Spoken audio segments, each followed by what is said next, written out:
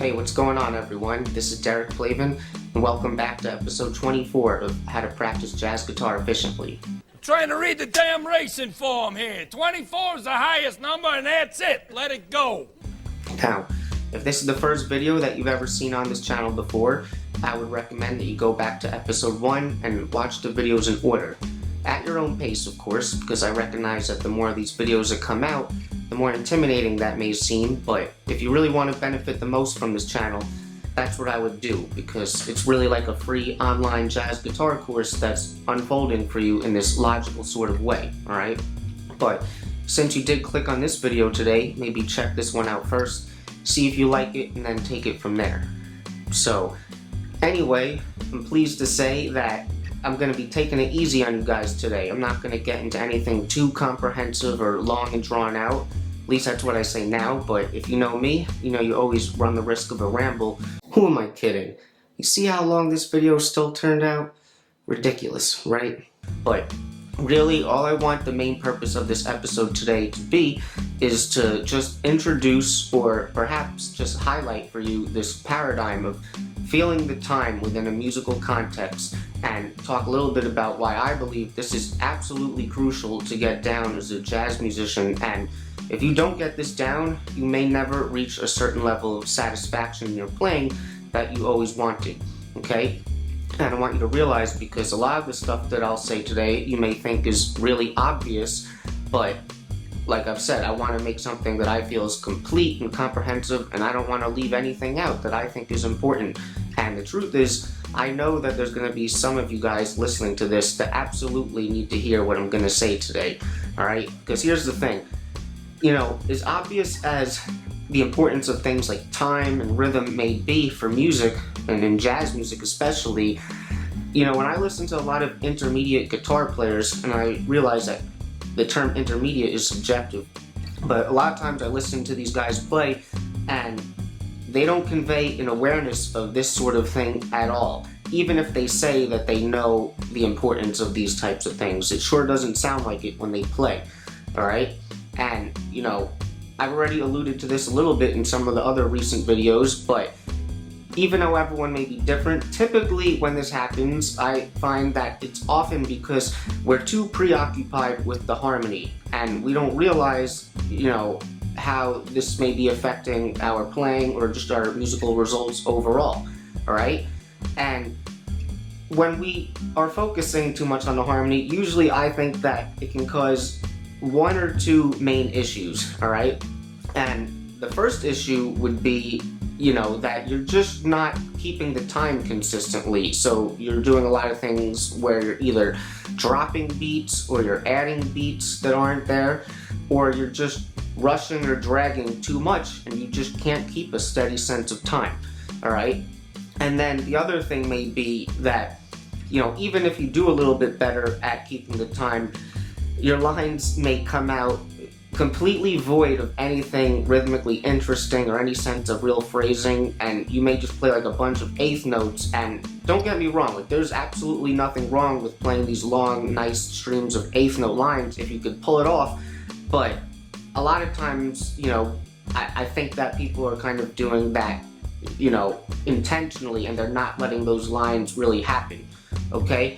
So that sounded a little confusing to me, but all I was really trying to say there was that, you know, there's nothing wrong with eighth note lines in and of themselves. However, you know, if you're falling into this trap of being too preoccupied with the harmony, like I say, then I find that a lot of times what happens is people aren't even considering the rhythm at all. So their lines are coming out as eighth notes just because they're not even thinking about how they may want to rhythmically phrase what they're doing anyway. So you may say that you're playing eighth notes unintentionally and almost by accident, or just without any consideration for what you're doing rhythmically. And just to kind of give you an example of what I'm talking about, because it may be a little confusing, and, you know, how do I know all this stuff? Because I've done all these things myself. You know, say you're playing a tune like All the Things You Are or something. You know, if you're focusing too much on the harmony, you may find yourself doing things where, you know, every time you're thinking of like the next change, you know, when you get to it, you're always kind of starting on the root of whatever scale or arpeggio you may be thinking of, and you often may be kind of starting on beat 1, and that doesn't really consider the melody or the phrasing of what you were already doing in the first place, so you're just kind of interrupting yourself. And if you do that, you may get something that sounds like this, over all the things you are. 1, 2, 3, 4.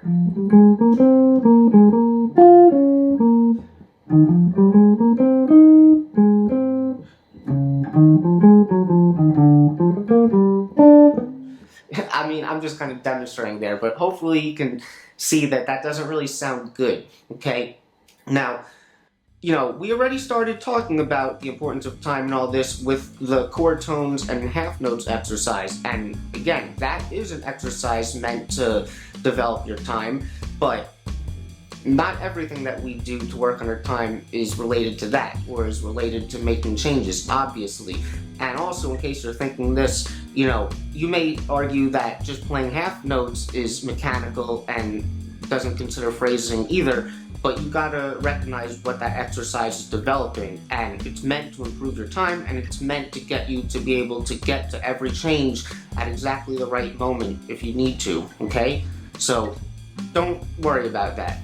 Alright, so first I just wanted to define what exactly time is for a musical context, and I don't want to get into a whole semantical rabbit hole here, but I'm just doing this because I think sometimes people can be confused by the difference in definitions between something like rhythm or time.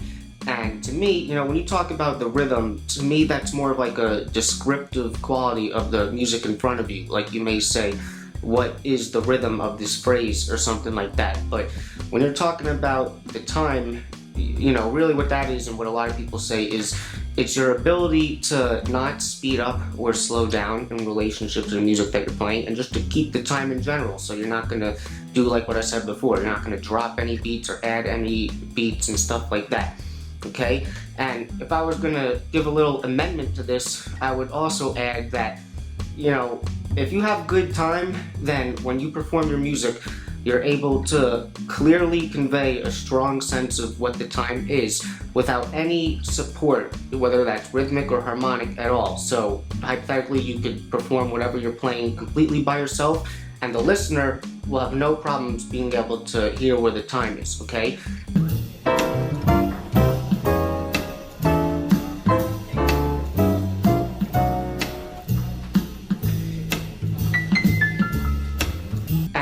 When we did the chord tones and half notes exercise, that's one thing that you could do to basically work on the time, and that's doing it sort of through the perspective of also making the changes. But like I said, it's not the only thing. And I just want to add on this in case you're thinking it, if you're thinking of things like rubato playing, which for those who don't know, that's basically playing free of time, right? I'm not saying there's anything wrong with playing rubato, and that you should never do it, but if I'm gonna keep it real, I hate to break it to you, but 95% of the jazz music out there is played in time. So it's very important to be able to play in time, obviously. So if we can understand these things, then the questions become, what sort of things can we do to help develop this and to help become more aware of this sense of time? And like I said, today's video is not going to go in depth on anything in particular. I'm gonna, demonstrate some of these things in the videos to come so that I can give it the attention that they deserve.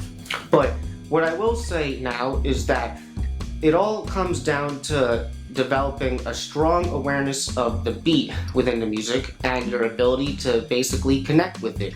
And really what I think it comes down to is learning to basically think like a dancer and letting that sort of paradigm basically become one of your primary musical foundations as far as all of the music that will inevitably emanate out of you in the moment. So I'd like to elaborate on this dancing thing for a minute and share some things with you that you may find amusing. So in addition to being a huge jazz fan, there's a lot of other genres of music that I really love a lot as well. And one of those things would be, the whole electronic music type of thing. And I'm not really down with any of the mainstream stuff, and there are certainly differences between all these subgenres, and the stuff that I'm really into is really techno and some house and deep house and tech house and that type of thing. And, if there's one thing that you could certainly say about this music is that it screams the time at you probably more than any other style of music, in my opinion. And when I was younger, I used to frequent a lot of these after-hours parties all the time. And if you're not familiar with this music, well, typically the styles I like are played around 120 BPM, give or take, but that tempo is being conveyed throughout the entire night, and even when they're blending smoothly in between tracks, the time never stops, it's just one continuous thing. So essentially this tempo or this beat is being driven into your brain for hours in a row throughout the night. And I've had these experiences where I would come home in the morning and I was still feeling a little excited, so I would pick up my guitar, and what I would notice is that oftentimes in those moments, my sense of time was so much stronger, and I was so connected to the beat, and everything that I was playing, at least the way I perceived it at the time, just felt so good. And I really think that this had to do with the fact that I was having an extremely strong sense of time being driven into my brain for hours at a time. So in order to, further this point and to give you some entertainment, I want to share now this video that I took myself, and the date of this, I look back, was February 1st, 2015, and it was filmed at 5:27 in the morning. So you could see, what's still going on at these places at 5:27 in the morning. And I just want you to, notice these dancers, and you'll be able to hear the time. And I'm apologizing in advance for the distorted quality of this video because the music was bumping in the club and the iPhone recorder couldn't handle it, but you'll still very clearly be able to hear the beat, and you'll be able to see some of the dancers, and I'll say more afterwards, so check this out.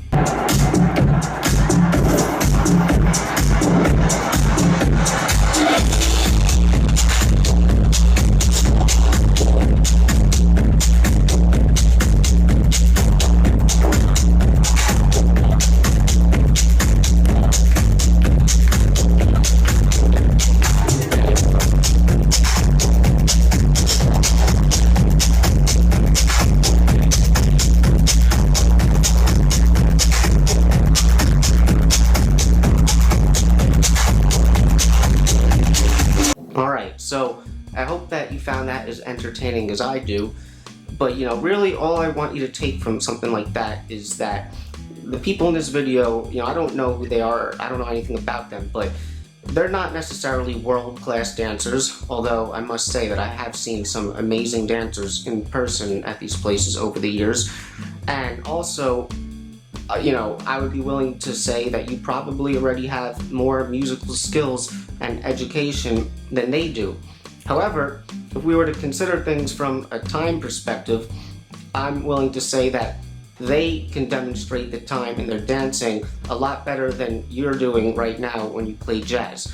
And yes, obviously we're talking about two different things, and when you go to play jazz guitar, there's a lot more that goes into being able to do that well than just being able to feel the time. However, I'm really just trying to hammer in this point for you so that you truly get this down, because regardless of that, like I said, this is still the foundation, and this matters, in my opinion, before anything else if you really want to be able to play this music well and have it sound good. So one thing that we can take from this music is that we can strongly hear a sense of the four to the floor feel with the kick drum on every downbeat. And like I said, that's the beat. That's where everything else that comes out is basically emanating out of. And in jazz music, it's essentially the same thing, largely speaking. I mean, even if we go back to the origins with the march, we go don't, we might have the snare on 2 and 4 instead of a kick drum, but it's still a very even type of thing. And for the sake of this discussion, for now, let's just ignore any sort of advanced things that you may do to the meter, like putting in certain accents, and I'm thinking of things like a clave or whatever, just for now, because when you're playing within a clave, where those accents are, you're really kind of focusing around, even if it's still in 4/4 time, but don't worry about that for now. And even if we just listen to a basic swing beat that is just repetitive and has no fills or anything like that, you should be able to clearly notice, you know, that when you listen to it, you have no problem being able to hear the 1, 2, 3, 4, 1, 2, 3, 4, you know, as obvious as it is. So really the point of why I'm saying all this is because I think it's important to understand that if you were to examine even just 1 meter of music in 4/4 time for now, you know, if we were going to consider all the different possibilities of what you could do within just 1 meter in terms of the rhythm and all the different possibilities that would be considered correct, so all the rhythm, you know, fits in the meter properly, there still exists an infinite number of possibilities rhythmically, I think, of what you could do even within just 1 meter of music. However, even though there's endless possibilities of rhythms, you gotta understand, especially for music like this, that it's all being felt at the quarter note and it's all kind of stemming out of that, alright? Okay, so I just want to demonstrate something real quick that I think will further support this point. So, like I've been saying, no matter what you may play rhythmically speaking, generally speaking, it's all stemming out of that basic quarter note pulse that you should be feeling, alright? And when you go to play something, like I said before, ideally you want to be able to play it in a way where if you were playing completely by yourself, a listener would have no problems clearly hearing that time or recognizing that quarter note pulse in what you do. And in addition to this, you know, not only does the time have to be correct, but it has to feel good as well. And another way of maybe saying that is it's got to swing, it's got to groove, alright? The listener should be enjoying it from a time perspective. So, I want to play something that is coming from the famous Barry Galbraith comping book. And if you don't know this book, it's been around a long time and people really like it. And it's got a lot of good chordal or comping ideas that you can work into your playing if you like. And despite what I say about getting most of your material off of records, you know, this stuff has some nice things to offer. So the first etude in this book is called Shiny. It's based off of the changes to Shiny Stockings, although he does it in the key of F, but it doesn't really matter. I think I might play coming in on the second chorus, or at least the pickup to the second chorus, and I'm going to count you in, but I'm not going to play with any metronome at all, because I'm not leaning on that thing right now. I want to hopefully be able to play this in a way where you could feel the time and groove along with it, alright? So check this out. A 1, 2, a 1, 2, 3, 4.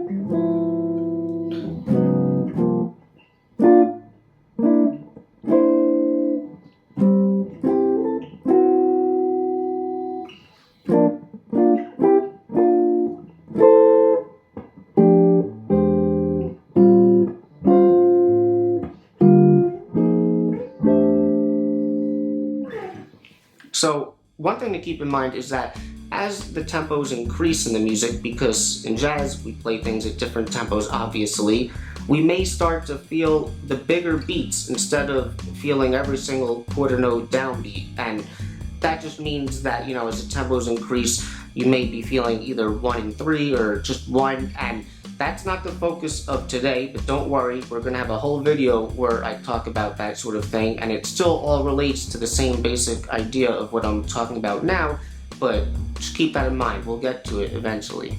So, I just want to start to wrap up this video now with just one final point, and really, this came from another experience that I had when I went to go shed some tunes with another bass player one time, and at the end of it, I wasn't asking for any advice that day, but he just said to me, you know, you should work on your time. And I already knew that my time was an issue, and I agreed with him and all that. And what he said next was really profound to me.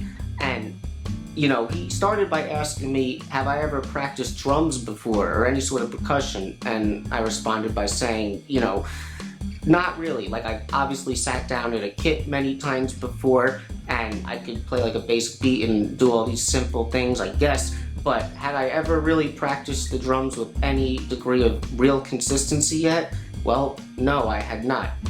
And what he said next was, you know, generally speaking, when a drummer messes up in the band, it's more obvious than any other instrument. And as the day went on, I thought about this point more and more, and it really was inspiring to me. Because, you know, if you think about something like this, let's say you're talking about a basic rock beat on the drum, something like the kick, like 1 and 2 and 3 and 4, and, you know, the hi-hats just doing straight eighth notes all the way through, and the snare on 2 and 4. So something really basic and common like that. You know, if you were to ask me, could I play this beat? I would confidently be able to say, even at that time, yeah, I could do that. But then if you followed up that question by asking me, do you think that you could play this beat for, say, 5 to 10 minutes in a row without stopping and be able to do it with perfect time and keep a good feel throughout, and you're not making any mistakes or anything, and you just keep it steady the whole way through? Would you be able to do it like that? And truthfully, at that time, if I was honest with myself, I don't think that I would be able to do that. So as the day went on and I thought about this more and more, I started to realize some really eye-opening things. And really what this comes down to is this. Like I've said in other videos before, sometimes certain words can really have a significant impact on how I practice or approach different things in music. And what I realized is that when it comes to practicing anything that involves improving your time or your rhythm, one word that can really help with this is the word endurance, okay? Because here's the thing, when you play music for real, you have to be able to keep this going the whole time. And if I go back to the drums for a second, think about that scenario of just practicing an extremely easy beat, something very simple to conceive and all that, over and over again, non-stop. Because it is such a simple, repetitive figure, any sort of deviation from that at all in terms of, you know, the feel, the actual time of it, you know, the dynamics, anything, any sort of deviation at all from that consistency is gonna become really noticeable to the listener. And again, I think that that's because of how simple and repetitive this thing actually is.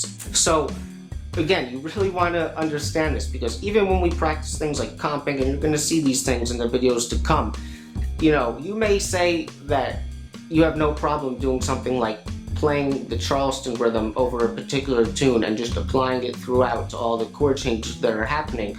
And maybe on a certain level, you are able to do that comfortably.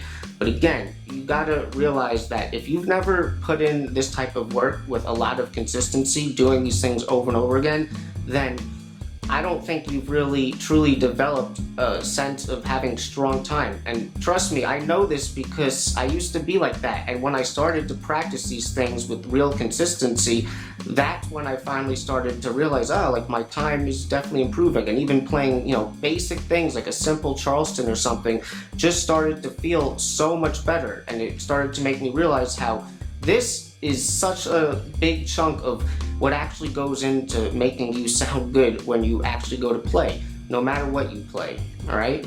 So I think that's where I'm gonna leave it today. Like I said, I don't want to dive into any individual topics relating to this in depth yet, because I want to give them all the attention that they deserve. But this was really meant to introduce this, or to really exaggerate this point, and to give you a pep talk, I guess, when it comes to this sort of thing.